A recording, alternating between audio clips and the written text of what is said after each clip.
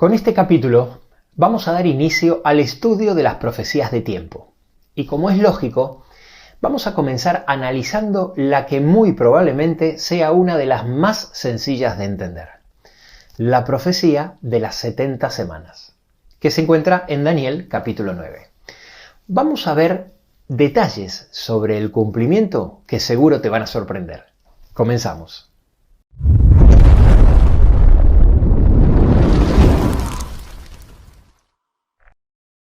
Vamos a leer primero los períodos de tiempo para plasmarlos en un gráfico a fin de visualizar mejor el esquema que nos presenta. Y luego veremos con más detenimiento los detalles de los acontecimientos para poder establecer las fechas.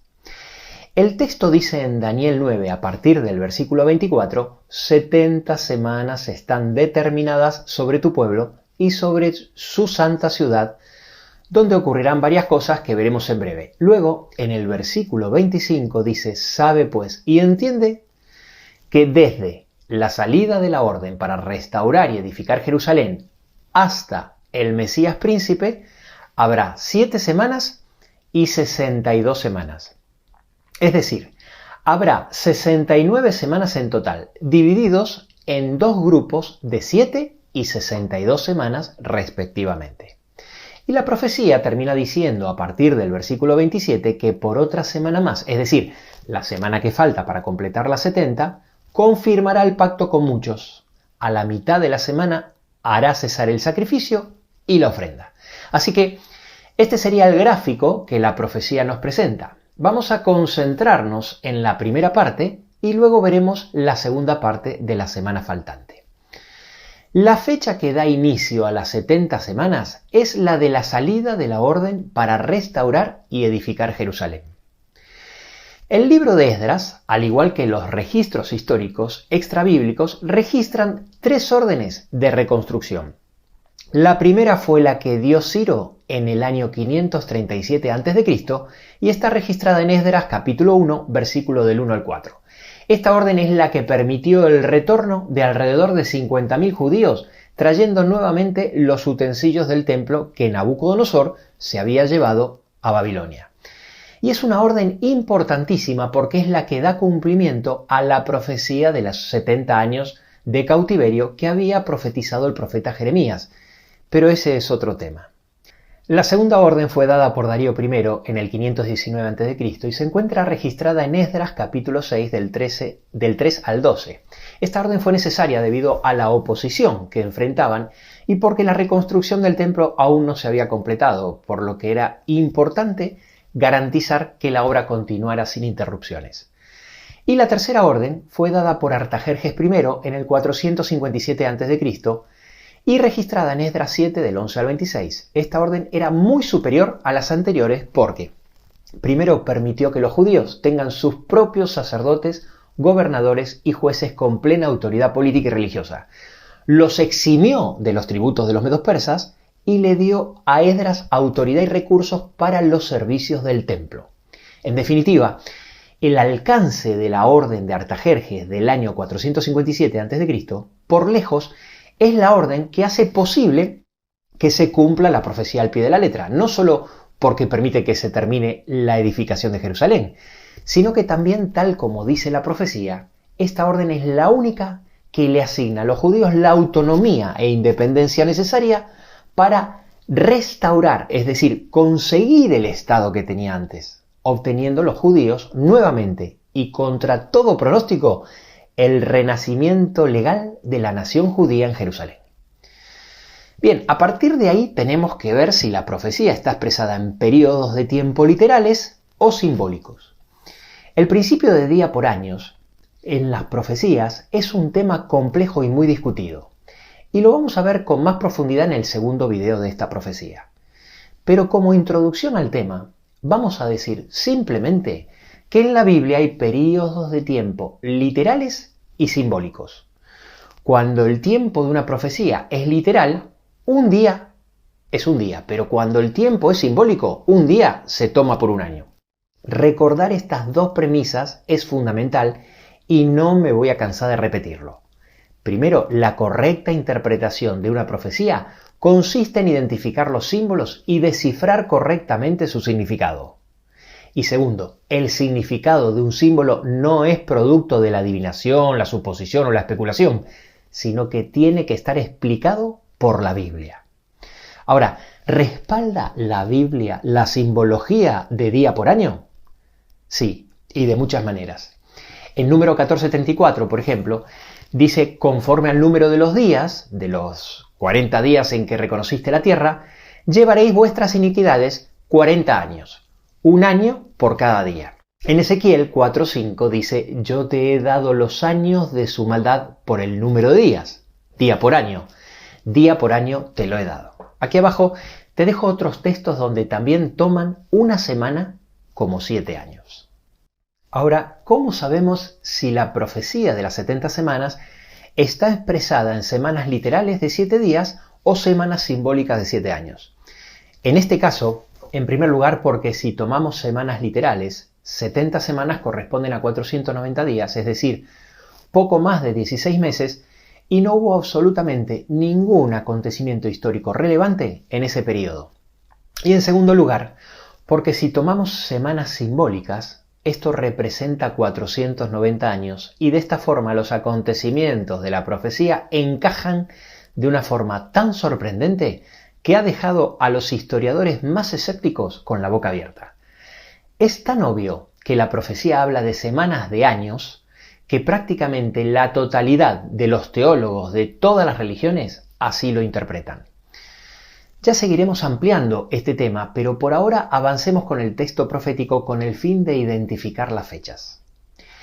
Teniendo establecido la fecha de inicio de las 70 semanas en el año 457 a.C., cuando Artajerjes dio la orden que permitió restaurar Jerusalén, el texto dice en el versículo 25: sabe pues y entiende que desde la salida de la orden para restaurar y edificar a Jerusalén hasta el Mesías príncipe habrá 7 semanas y 62 semanas.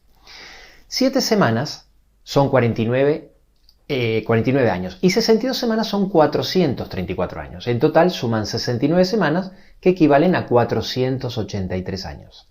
Si tomamos la fecha de partida de 457 años antes de Cristo, es decir, menos 457 y le sumamos los 483 años, esto nos da 26 positivo.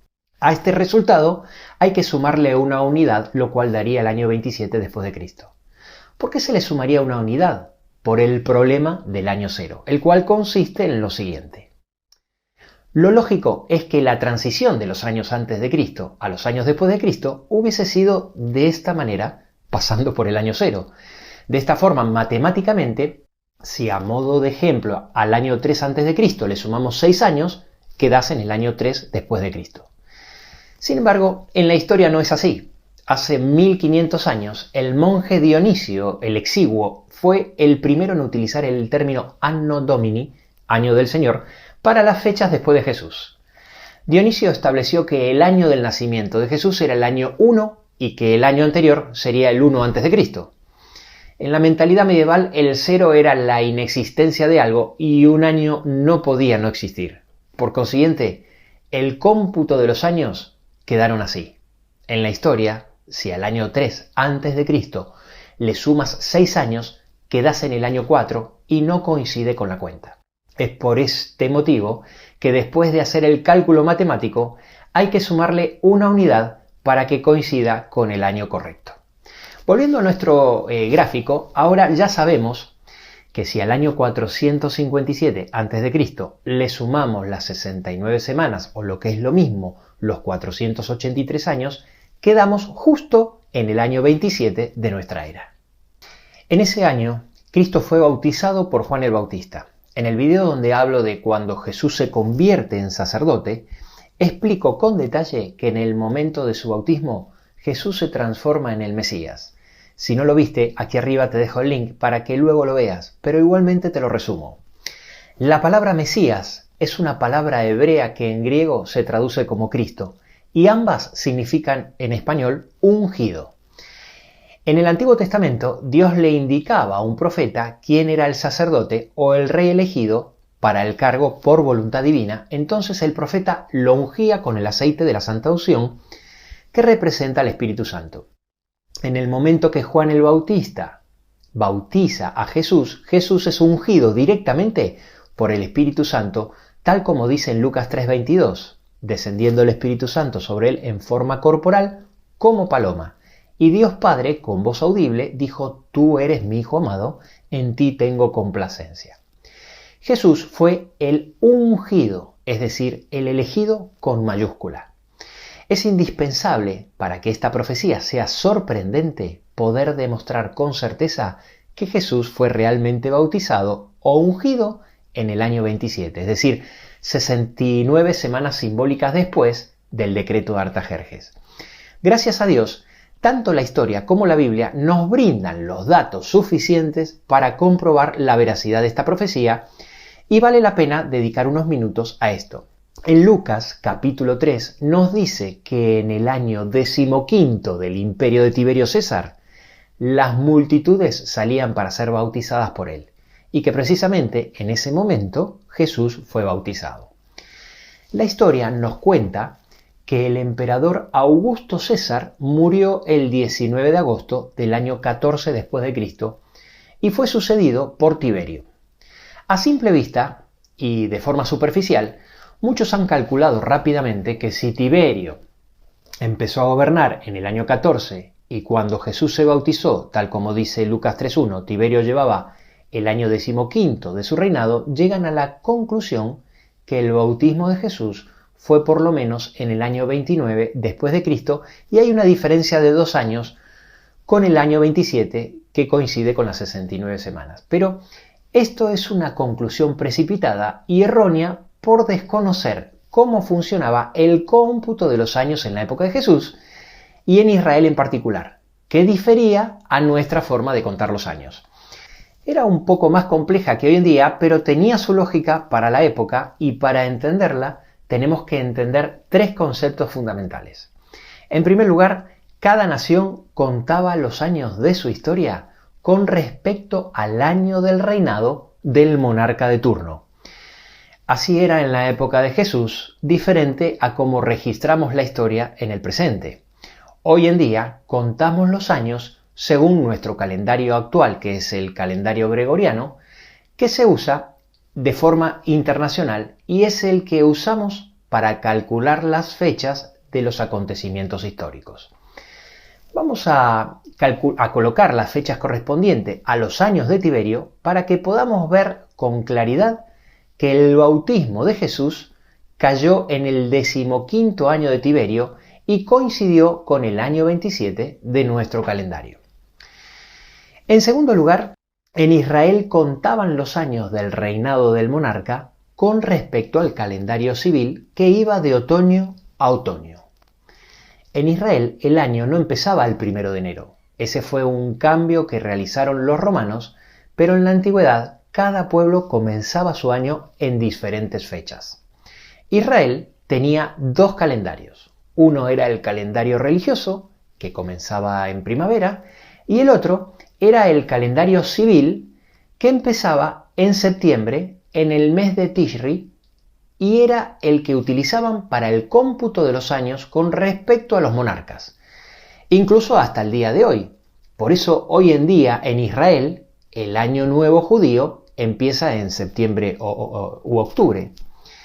Esto hace que el año de los monarcas que contaban los judíos estén un poco desplazados, como podrás notar, con respecto a nuestro calendario gregoriano, ya que, como dijimos antes, nuestro calendario va de enero a diciembre y los años judíos se contaban según el calendario civil que iniciaba el 1 de Tishri e iba de otoño a otoño. En tercer lugar, tenemos que tomar en cuenta que muchos pueblos de la antigüedad tomaban el primer año del reinado del monarca desde el momento que ascendía hasta el último día del año, aunque ese periodo solo fuese unos pocos días. Esto es crucial que lo entendamos, y así lo computaban los escribas de muchos pueblos de la antigüedad, incluyendo los judíos. De esta manera, como Augusto murió el 19 de agosto, el primer año de Tiberio fue los pocos días o semanas transcurridos entre su ascensión al trono y el 1 de Tishri, es decir, el inicio del próximo año judío. A partir de ahí se completan los años de Tiberio, coincidiendo con los años judíos según su calendario civil de otoño a otoño, y con un desplazamiento de aproximadamente 3 meses con nuestro calendario gregoriano. En otoño del año 27, cuando recién estaba empezando el 15º año de Tiberio y faltaba poco tiempo para que termine el año 27, Jesús es bautizado. Año en el que Jesús es ungido, es decir, es Mesías, y como puedes ver, todo encaja perfectamente, y por eso la profecía dice con sorprendente exactitud que al final de las 69 semanas vendría el Mesías príncipe. El periodo de 69 semanas está dividido en 7 y 62, porque 7 semanas, es decir, 49 años, es lo que se tardó en ejecutar el decreto, es decir, es el tiempo que llevó restaurar y edificar Jerusalén. Luego Daniel 9:27 dice: y por otra semana confirmará el pacto con muchos. A la mitad de la semana hará cesar el sacrificio y la ofrenda. A la mitad de la semana, es decir, 3 años y medio más tarde, Jesús termina con su ministerio muriendo en la cruz. Tal como acabamos de ver, Jesús fue bautizado en otoño y, como todos sabemos, Jesús murió en primavera, que era la fecha en que se celebraba la Pascua. Así que, ya lo sabes, Jesús murió en la primavera del año 31, 3 años y medio más tarde, exactamente como lo anuncia la profecía a la mitad de la semana. Cuando Cristo muere en la cruz, todo el servicio de ofrendas y sacrificios del templo ya no era necesario, tal como lo explica Hebreos capítulo 9 a partir del versículo 24 y capítulo 10 del versículo 11 en adelante. Porque Cristo, el verdadero Cordero Pascual, había sido crucificado expiando nuestros pecados y poniéndole fin a la condena del pecado, tal como dice la profecía. Dios quiera que seas capaz de entender la importancia de lo que acabamos de analizar. A fin de no hacer este video tan largo, he decidido abordar esta profecía en 2 videos. En esta primera parte, de forma sencilla, donde explico la interpretación de la profecía. Y en un segundo video, donde analizaremos otras interpretaciones diferentes, especialmente las que discrepan con la interpretación de la última semana, y profundizaremos en algunos principios generales de interpretación aplicables para el resto de las profecías. Pero no quiero terminar este video sin detenerme en el final de la profecía, la cual creo que es crucial y realmente sorprendente. Las 70 semanas de esta profecía terminan 3 años y medio después de la muerte de Cristo con el apedreamiento de Esteban. Acompáñame a ese acontecimiento narrado en los capítulos 6 y 7 del libro de Hechos de los Apóstoles. Esteban no solo tenía gran capacidad intelectual, sino que también, como dice en Hechos 6, versículo 8, estaba lleno de gracia y de poder, hacía grandes prodigios y señales entre el pueblo. Era evidente que Esteban había estudiado las profecías y estaba versado en todas las cuestiones de la ley.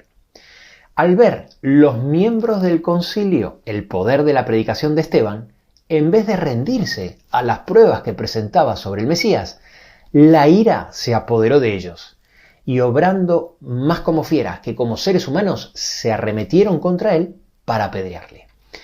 Hechos 7:55 dice que Esteban, considerado el primer mártir, lleno del Espíritu Santo, puesto los ojos en el cielo, vio la gloria de Dios. Sí, el fin de las 70 semanas determinadas para el pueblo judío, tal como lo anunciaba la profecía, estaba llegando a su fin y quedó registrado en las siguientes 3 sentencias. La primera, cuando dice se taparon los oídos. En Hechos 6:15 dice que al fijar los ojos en Esteban vieron su rostro como el rostro de un ángel. A pesar de que el cielo les hablaba con poder a través del rostro glorificado de Esteban, el Espíritu Santo ya no podía llegar a sus corazones de piedra. En Hechos 7:57 dice que ellos, dando grandes voces, se taparon los oídos. Este es el pecado contra el Espíritu Santo, cuando tomas la firme decisión de tapar tus oídos para no oírlo y cierras tu corazón para que no entre. No hay nada que el Espíritu Santo pueda hacer porque respeta tu libertad de elección. La segunda sentencia que marca el fin del tiempo para los judíos es la persecución a los hijos de Dios. En Hechos 8:1 dice que en aquel día hubo una gran persecución contra la iglesia. La Biblia menciona que Dios abomina muchas cosas, pero solo una abominación es desoladora, cuando se decide perseguir y matar al pueblo de Dios. En Mateo 18:6 Jesús dijo que cualquiera que haga tropezar a algunos de estos pequeños que creen en mí, mejor que se cuelgue una piedra de molino y se arroje al mar. Y por último, la tercera sentencia que marca el fin del tiempo para los judíos es el esparcimiento del Evangelio a los gentiles como consecuencia del punto anterior. Continuando la lectura de Hechos 8 del 1 al 4, donde dice que todos fueron esparcidos y los que fueron esparcidos iban por todas partes anunciando el Evangelio. Hubo una época anterior en la que tanto Jesús como los apóstoles tenían que predicarles solo a los judíos. En Mateo 15:24 Jesús decía: yo no fui enviado sino a las ovejas perdidas de Israel. Y en Mateo 10, los versículos 5 al 6, al principio de su ministerio, cuando Jesús envía a los 12, les dijo: por camino de gentiles no vayáis y en ciudad de samaritanos no entréis, sino id antes a las ovejas perdidas de la casa de Israel. Pero ahora era imposible seguir predicando en Jerusalén. A partir de ese momento, el Evangelio debía ser predicado a los gentiles, porque el tiempo para las ovejas perdidas de la casa de Israel había terminado. Termino con la siguiente reflexión. Aquí arriba te dejo un link donde hablo de por qué Dios utiliza el número 7. Y ahí explico que en las manos de Dios un número es más que una simple cifra. Dios lo utiliza como un símbolo numérico que representa una enseñanza. Exactamente lo mismo hace con la frase numérica 70 veces 7. Cuando Pedro le preguntó a Jesús en Mateo 18, del 21 al 22, ¿cuántas veces perdonaré a mi hermano que peque contra mí? Y Jesús le responde: no te digo hasta 7, sino aún hasta 70 veces 7. Jesús no le está dando a Pedro una cifra o una cantidad, sino una frase numérica cuyo símbolo representaba un principio. Jesús le estaba diciendo a Pedro: tienes que perdonar mucho, hasta 70 veces 7, como yo los perdono a ustedes, a mi pueblo. ¿No lo ves? Dios perdonó tanto a los judíos que la misericordia hacia ellos no terminó con la muerte de Jesús, sino con la persecución de sus hijos, 3 años y medio más tarde, porque llega un día cuando el seguir perdonando no tiene sentido, porque pone en riesgo la vida y la salvación del resto de los hijos de Dios. Pero cuidado, no te confundas. Esta profecía no quiere decir que a partir de ese momento los judíos no se podían salvar, ni mucho menos. De hecho, muchos judíos se convirtieron al cristianismo y siguen aceptando a Cristo incluso hasta el día de hoy. Lo que quiere decir es que los judíos como nación perdieron su condición de pueblo escogido de Dios. A partir de entonces, el pueblo judío no sería más el grupo humano que Dios utilizaría para proclamar el Evangelio, sino que ahora serían los cristianos, lo que la Biblia llama el Israel espiritual. En este video apenas hemos arañado la superficie de esta extraordinaria profecía, pero lo suficiente para darnos cuenta que solo Dios puede predecir el futuro con tanta precisión. Si te ha parecido interesante este video, no te olvides de darle un like, suscribirte y darle a la campanita. Pero hoy también te quiero recordar que no dejes de compartir este video. Seguramente conoces a alguien que le vendría muy bien para su fe saber que Dios está al control. El comprender el cumplimiento de las profecías tiene un poder tremendo que impacta la mente más escéptica. Y si quieres seguir aprendiendo cómo interpretar las profecías que Dios dejó para sus hijos, no dejes de ver el segundo video de la profecía de las 70 semanas, donde la analizaremos más profundamente. Y no te quepa la menor duda que si Dios reveló el futuro, es para que sus hijos lo conozcan. Nos vemos.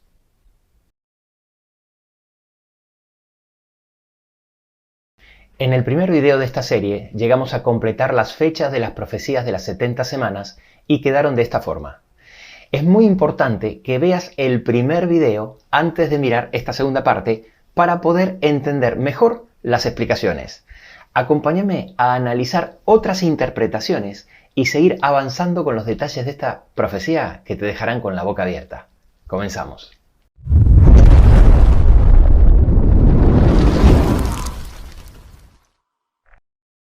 Obviamente, no todos los cristianos interpretan esta profecía de la misma forma. Aquí en pantalla te pongo varios gráficos que encontrarás en internet o en libros de texto de diferentes interpretaciones, aunque hay muchas más. Pero básicamente, las diferencias en la interpretación de la profecía de las 70 semanas se pueden dividir en dos grandes grupos. Un grupo de estas diferencias está relacionado con las fechas, dependiendo qué fecha se tome de inicio y cómo se calculan los 483 años, correspondiente a las 69 semanas, lo cual también dependerá de la fecha de inicio. De esto hablaremos en el próximo video y cuando toquemos este tema explicaremos la paradoja de por qué Cristo se bautizó en el año 27 después de Cristo a los 30 años. En un segundo grupo de diferencias, que es el que vamos a tratar en este video, se encuentra el tema que consiste en determinar si las 70 semanas están todas juntas o separadas. Es decir, si la última semana, la semana número 70, es consecutiva a la semana 69. O si por el contrario, corresponde a una semana que aún está en el futuro, en el tiempo del fin, separada de la semana 69 por un gran paréntesis o una pausa de más de 2000 años para los gentiles, tal como enseñan algunos. No sé si sabías, pero existen varias escuelas de interpretación profética. Las más importantes son la preterista, la historicista y la futurista. Aquellos teólogos que adhieren a la escuela futurista, básicamente los diferentes tipos de milenianistas, incluyendo los dispensacionalistas, también consideran que la última semana de la profecía de las 70 semanas de Daniel aún no se ha cumplido y se cumplirá en el futuro. Aunque hay variaciones, una de las más difundidas es la que explica que la última semana, es decir, la semana número 70, comienza con el rapto de la iglesia y después de 7 años de tribulación viene la segunda venida de Cristo. Y a partir de ahí empieza el milenio. En este video vamos a intentar demostrar que esta profecía no está relacionada en absoluto con los últimos 7 años antes de que venga Cristo, sino que está relacionada con la destrucción de Jerusalén y el templo, tal como explica la profecía ocurrido en el año 70. Pocos años después de la finalización de las 70 semanas, como consecuencia de que el tiempo de los judíos, como pueblo protegido de Dios, había finalizado. Vamos a organizar el texto dentro del esquema que presenta la profecía, a fin de que lo podamos ver más claramente. La profecía tiene una introducción que dice: 70 semanas están determinadas sobre tu pueblo y sobre tu santa ciudad, para terminar la prevaricación y poner fin al pecado y expiar la iniquidad, para traer la justicia perdurable y sellar la visión y la profecía y ungir al Santo de los Santos. A partir de ahí explica lo que ocurrirá antes de las 69 semanas y después de las 69 semanas. En el versículo 25 dice: sabe pues y entiende que desde la salida de la orden para restaurar y edificar Jerusalén hasta el Mesías príncipe habrá 7 semanas y 62 semanas. Era necesario dividir las 69 semanas en 2 períodos, porque en el primer período, es decir, en las 7 semanas, se volverá a edificar la plaza y el muro en tiempos angustiosos. Durante las 62 semanas siguientes no ocurre nada. Es el periodo que los teólogos llaman silencio intertestamentario, ya que por más de 4 siglos antes de Cristo no hubo profeta y Dios guardó silencio. A partir del versículo 26 dice, y después de las 62 semanas, que es lo mismo que decir después de las 69 semanas, porque las 62 semanas vienen después de las primeras 7, después de eso ocurrirán 2 acontecimientos muy importantes. Vamos a poner aquí arriba el diagrama de la profecía que explicamos en el video anterior y que se mostró al principio de este video. Los 2 acontecimientos que van a describir ahora son tan catastróficos que se hacía indispensable que Dios los profetizara para demostrar a sus hijos que Él está al control. El primer acontecimiento es la muerte del Mesías. Dice, se quitará la vida al Mesías, mas no por sí. En el video anterior, la primera parte de esta serie, hemos explicado que cuando el texto dice se quitará la vida al Mesías, solo pudo cumplirse cuando Cristo murió en la cruz. La frase mas no por sí se refiere que no sería Él el que se quitaría la vida, sino que sería asesinado. Por eso es muerte en la cruz. Nadie puede crucificarse a sí mismo. Y el segundo acontecimiento es la destrucción de la ciudad y el templo. Dice el texto, y el pueblo de un príncipe que ha de venir, destruirá la ciudad y el santuario. Y su fin será con inundación y hasta el fin de la guerra durarán las devastaciones. ¿Cómo y cuándo ocurrirá esto? Bueno, en el versículo 27 nos da más detalles. Sobre el primer acontecimiento dice, y por otra semana confirmará el pacto con muchos. A la mitad de la semana hará cesar el sacrificio y la ofrenda. Sabemos con certeza que está hablando del primer acontecimiento porque el sacrificio y la ofrenda de animales cesaron cuando fueron reemplazados por el sacrificio de Cristo, el verdadero Cordero de Dios que quita el pecado del mundo. Y nos aclara que sería a la mitad de la semana, ya que Cristo murió en la Pascua, que siempre cae en primavera, del año 31, siendo justo la mitad entre la semana, de la semana entre el otoño del año 27 y el otoño del año 34. Y luego, sobre el segundo acontecimiento, es decir, sobre la destrucción de la ciudad y el templo, sigue diciendo, después, con la muchedumbre de las abominaciones, vendrá el desolador, hasta que venga la consumación y lo que está determinado se derrame sobre el desolador. Analicemos esta parte de la profecía, a menudo tan mal interpretada, a pesar de que contamos con información muy valiosa para entenderlo. En primer lugar, nos dice claramente que está hablando de la destrucción de la ciudad y el santuario.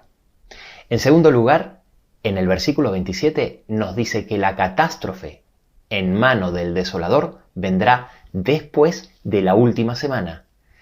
Si todos los acontecimientos son sucesivos, lo lógico es que sea inmediatamente después, no miles de años más tarde. Y en tercer lugar, Jesús arrojó información muy valiosa para nosotros y los cristianos de la época sobre esta abominación asoladora. No te pierdas lo que sigue y verás qué interesante. Mateo 24 empieza diciendo que Jesús, hablando del templo, les dice a sus discípulos, ¿veis todo esto? De cierto os digo que no quedará aquí piedra sobre piedra que no sea derribada. Entonces luego, cuando estaban a solas, le preguntaron, ¿cuándo serán estas cosas? ¿Y qué señales habrá de tu venida y del fin del siglo? Los discípulos, sin saberlo, le hicieron 2 preguntas en una porque ellos daban por sentado que el templo se iba a destruir cuando sea el fin del mundo.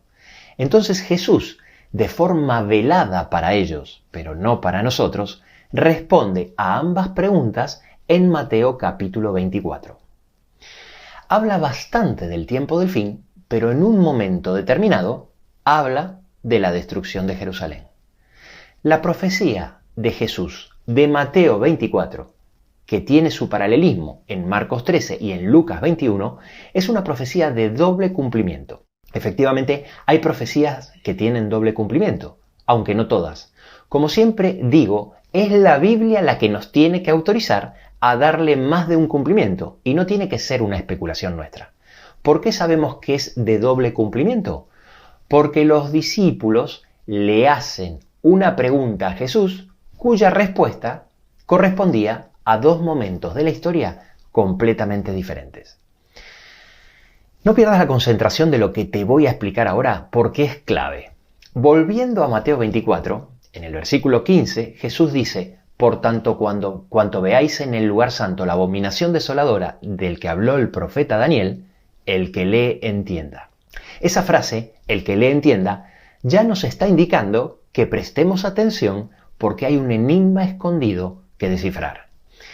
Antes de ese versículo, habla de que muchos tropezarán, que se entregarán unos a otros y unos a otros se aborrecerán.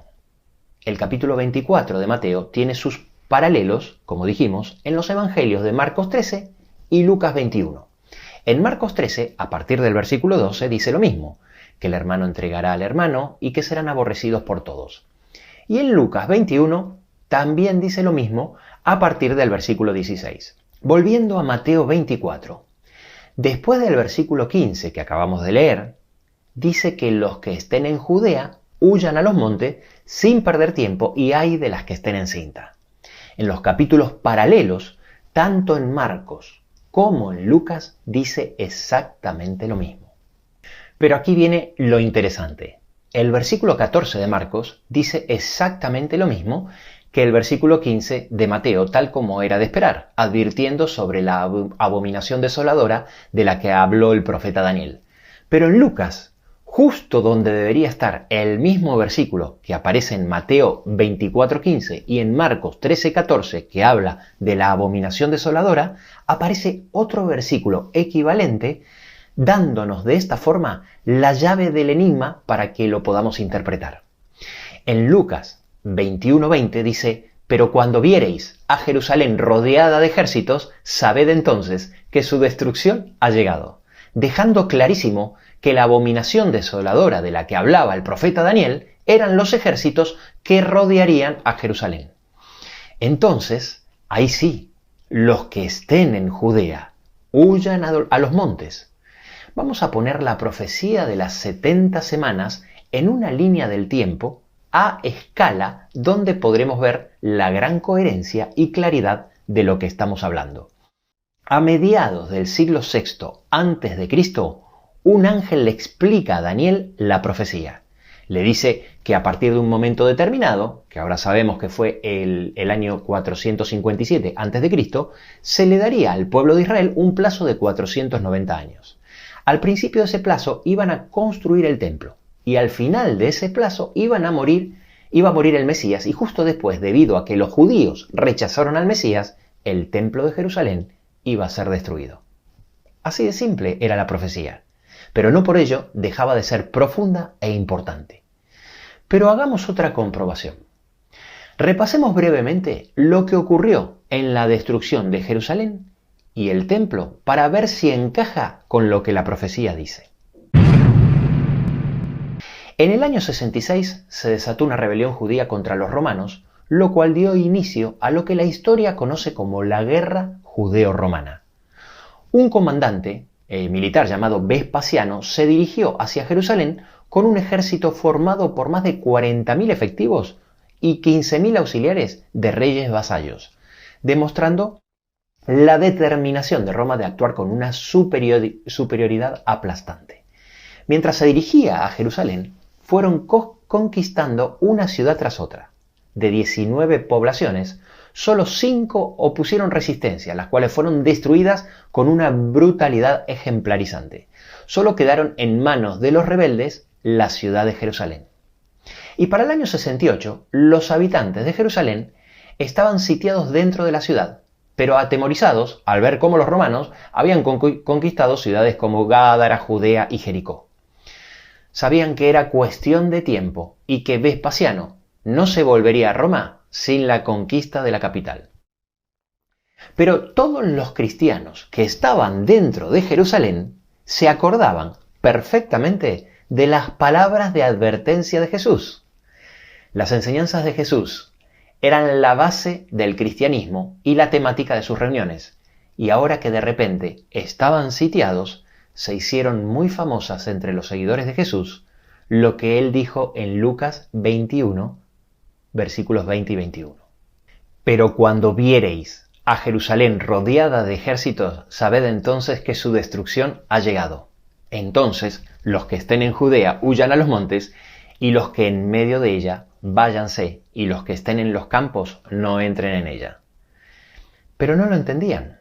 Cuando vieron la ciudad rodeada de ejércitos, tal como Cristo lo había explicado, ya no podían hacer lo que Jesús les dijo. Ya no podían salir porque estaban sitiados. Pero entonces ocurrió el milagro. De repente, sin previo aviso, todo el ejército de Vespasiano levantó campamento y emprendió la retirada. ¿Cuál fue el motivo histórico de que Vespasiano se retire de Jerusalén cuando tenía tantas posibilidades de conquistarla? Te lo cuento. Poco después que Vespasiano emprenda su conquista en Israel, Nerón se suicida el 9 de junio del año 68, sumiendo al Imperio Romano en un año de guerras civiles conocido en la historia como el Año de los 4 Emperadores. Durante esos meses, Roma tuvo 4 emperadores diferentes. Primero fue Galba, asesinado al poco tiempo. Luego le sucedió Otón, el cual después de gobernar poco más de 3 meses se suicidó antes de ser asesinado, para inmediatamente ser sucedido por Vitelio, el cual empezó a gobernar de una forma muy cruel. Pero Alejandría no aceptó a Vitelio como emperador, sino que lo proclamó en su lugar a Vespasiano. Ante la posibilidad de ser emperador y con el apoyo de las legiones del Este, Vespasiano volvió a Roma con todo su ejército que estaba en Jerusalén para tomar el poder. Luego de librar las batallas necesarias y después de la muerte de Vitelio, es nombrado emperador por el Senado en diciembre del año 69, convirtiéndose en el emperador que restaura la paz y la prosperidad en el imperio. Este fue el motivo histórico por el cual los ejércitos romanos abandonaron el sitio a Jerusalén contra todo pronóstico. Pero había un motivo profético que demuestra que es Dios el que está en control de la historia de este mundo. Los ejércitos se retiraron para que los cristianos pudieran cumplir la advertencia de Jesús de Lucas 21:21. Entonces, los que estén en Judea huyan a los montes, y los que en medio de ella váyanse, y los que estén en los campos no entren en ella. Sin conocer la historia, no se puede entender las profecías. Pero sin entender las profecías, no se puede entender la historia, porque la profecía te muestra el detrás del telón espiritual y los motivos divinos para permitir algunos acontecimientos históricos, especialmente aquellos relacionados con su pueblo. Siendo Vespasiano ya emperador, una de las primeras cosas que hace es enviar a su hijo, Tito, ahora el príncipe del imperio, a conquistar Jerusalén. Pero Tito toma una decisión muy acertada: demorar el sitio a la ciudad hasta después de la Pascua del año 70.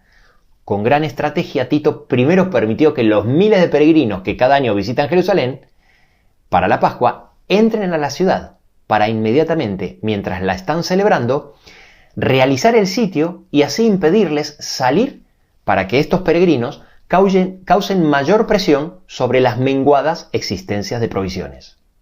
Y en este punto quiero hacer un paréntesis para comentarte que hay algo que la historia secular no puede explicar. Durante varios siglos, todos los hombres de Israel se trasladaban a Jerusalén 3 veces al año para participar de las 3 fiestas anuales que todo israelita varón mayor tenía la obligación de asistir, dejando sus propias ciudades sin hombres y por consiguiente desprotegidas. Durante mucho tiempo, Israel estuvo rodeada de enemigos, pero nunca, repito, nunca fueron atacados en una de esas fiestas? Sencillamente porque ellos eran el pueblo de Dios y tenían una protección especial del Creador, expresada en Éxodo 34:24, que dice: porque yo arrojaré a las naciones de tu presencia y ensancharé tu territorio, y ninguno codiciará tu tierra, cuando subas para presentarte delante de Jehová, tu Dios, 3 veces en el año. Y esto, querido amigo, los historiadores no lo pueden explicar, porque no tiene absolutamente ninguna lógica. Después de tantos siglos, y presta atención porque esto es importante, esta es la primera vez que los judíos son atacados por un pueblo invasor durante una de esas 3 fiestas. ¿Sabes por qué? Porque las 70 semanas se habían terminado y dejaron de ser un pueblo especialmente protegido por Dios. El asedio de Jerusalén fue más duro de lo que Tito esperaba. Al no poder romper la defensa de la ciudad en un solo asalto, el ejército romano se vio obligado a sitiarla estableciendo un campamento en las afueras. La situación de los que estaban dentro de la ciudad era cada vez más crítica. Para colmo, la ciudad era víctima de una guerra civil entre 3 bandos que se originó antes de la guerra y fue creciendo. Como en toda guerra civil, los mayores perjudicados eran la población. No pocas casas fueron incendiadas y mucho trigo destruido. Como consecuencia, tenían muchísimas menos provisiones de las necesarias para hacer frente al asedio romano. Y con todos los peregrinos dentro, la situación se hizo muy complicada. El historiador Flavio Josefo relata que el hambre llegó a ser tan grave que la gente llegó hasta el punto de comer manojos de heno, cuero y hasta sus propios hijos. Los ancianos y las mujeres, desesperados por las desgracias que sufrían dentro de la ciudad, deseaban que vinieran los romanos y esperaban que la guerra extranjera les librara de los males internos. Para desanimarlos y llevarlos a la rendición, los romanos crucificaban a todos los enemigos capturados. Las cruces en las afueras de la muralla de Jerusalén y a la vista de todos se contaban por centenares. La población se encontraba rodeada por los romanos en el exterior y en el interior se enfrentaba a 3 facciones de guerrilleros que en lugar de defenderse luchaban entre sí por comida y poder. Ante esta situación, la población se veía obligada a tomar una difícil decisión: o morir de hambre o abandonar la ciudad en busca de una improbable misericordia en territorio enemigo. Aunque Jerusalén estaba protegida por 3 murallas, fue cuestión de tiempo hasta que el ejército romano logró abrirse paso por cada una de ellas y entrar a Jerusalén. Para el verano del año 70, toda Jerusalén había sido tomada. Los soldados se entregaron al saqueo y destrucción que creían merecer después de los duros trabajos del asedio. Fue tanto el oro que saquearon de Jerusalén y el templo que su valor cayó a la mitad de precio en Siria al término de la guerra. El templo fue saqueado, incendiado y totalmente destruido. A pesar de que el general Tito había dado la orden expresa de que no se dañe la construcción, había una orden superior a la de él dada por el mismo Jesús, cuando en Mateo 24, mientras hablaba del templo, profetizó: de cierto os digo que no quedará aquí piedra sobre piedra que no sea derribada. Según algunos historiadores como Tácito o Flavio Josefo y cálculos actuales, estiman que a lo largo de toda la guerra judeo-romana murieron entre 600.000 y 1.300.000 judíos y más de 90.000 fueron vendidos como esclavos. Fue una guerra de dimensiones catastróficas que acabó con la historia del Estado judío en la antigüedad. Y así se cumplió al pie de la letra lo que la profecía dice que ocurriría a partir de las 69 semanas. Se quitará la vida al Mesías, mas no por sí, y el pueblo de un príncipe que ha de venir destruirá la ciudad y el santuario. Muchos de los que llevan este versículo al tiempo del fin especulan sobre si el que destruirá la ciudad será el príncipe o el pueblo del príncipe. Bueno, ahora ya lo sabes. El príncipe fue Tito el hijo del emperador Vespasiano, y dice el pueblo del príncipe y no el príncipe, porque aunque los ejércitos estaban comandados por Tito, no fue decisión suya conquistar Jerusalén, sino de Roma. Nerón le había dado la orden a Vespasiano y ahora Vespasiano se la daba a Tito. La precisión profética es realmente sorprendente y no puede ser más clara. El pueblo de un príncipe que ha de venir destruirá la ciudad y el santuario. Y eso fue exactamente lo que ocurrió, inmediatamente después de la finalización de las 70 semanas. Más claro e imposible. ¿Y cómo ocurriría esto? Bueno, para que no quede ninguna duda, la profecía lo sigue explicando en el versículo 27. Después, con la muchedumbre de las abominaciones, vendrá el desolador, hasta que venga la consumación y lo que está determinado se derrame sobre el desolador, cumpliéndose de esta forma otra profecía. Cuando los judíos pedían la muerte de Jesús ante Pilato, en Mateo 27-25, dice que respondiendo todo el pueblo decían, su sangre sea sobre nosotros y sobre nuestros hijos. Ellos mismos habían proclamado en voz alta su propia condena. Y una generación después, la sangre derramada de Jesús fue sobre ellos y sobre sus hijos. ¿Recuerdas lo que decía Lucas 21 del 21 al 23? Entonces los que estén en Judea huyan a los montes, y los que en medio de ella váyanse, y los que estén en los campos no entren en ella. Fíjate lo que dice a continuación en el versículo 22. Porque estos son días de retribución, para que se cumplan todas las cosas que están escritas. Y luego continúa diciendo, mas ay de las que estén encinta y de las que crían en aquellos días, porque habrá gran calamidad en la tierra e ira sobre este pueblo.